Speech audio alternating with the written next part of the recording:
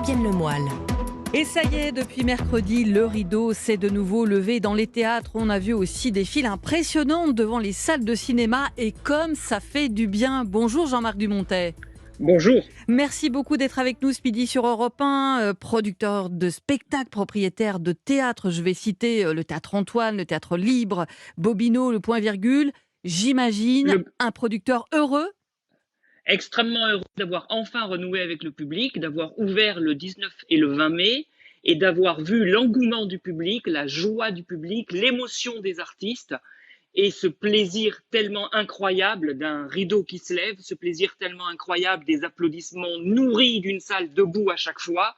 On a présenté 12 spectacles entre mercredi et jeudi et c'était un moment de bonheur absolu. Vous savez, quand vous êtes arrêté depuis presque un an, que c'est moralement difficile, quel bonheur de retrouver la vie. Et je crois que tout le pays a retrouvé la vie, mais nous, dans nos théâtres, c'était un moment unique. Alors, le public a répondu présent, hein, c'est ce que vous nous dites. Et je sais que vous parliez de l'émotion, par exemple, de Jacques Weber, ces comédiens qui n'étaient plus montés sur une scène, sauf pour des répétitions depuis des mois.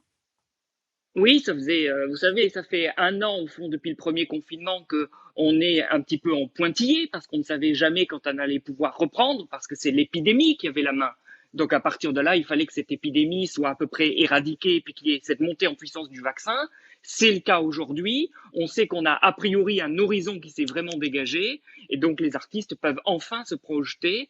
Et ça faisait beaucoup de bien. Ça faisait beaucoup de bien mercredi et jeudi. Alors, le public est dans les salles. Est-ce qu'il joue le jeu du protocole sanitaire? Je dis ça parce qu'on a tous vu aussi, vous parlez de cet enthousiasme, et il y a une espèce de libération, et on l'a vu avec ces terrasses un peu bondées parfois sur les trottoirs. Écoutez, c'est normal que sur les premiers moments, il y ait eu quelques débordements, mais nous, on est très vigilants dans nos théâtres à faire respecter évidemment les consignes sanitaires, laisser des sièges vacants entre plusieurs groupes, que tout le monde évidemment porte son masque, que les gens se soient nettoyés les mains avant. Je pense que tout le monde est conscient et tout le monde doit être conscient, il faut le rappeler, vous avez raison, de cet impératif des gestes barrières qu'on doit encore conserver parce que c'est au fond la clé de notre renouveau. Donc c'est important qu'on soit tous vigilants, mais les Français ont été très vigilants.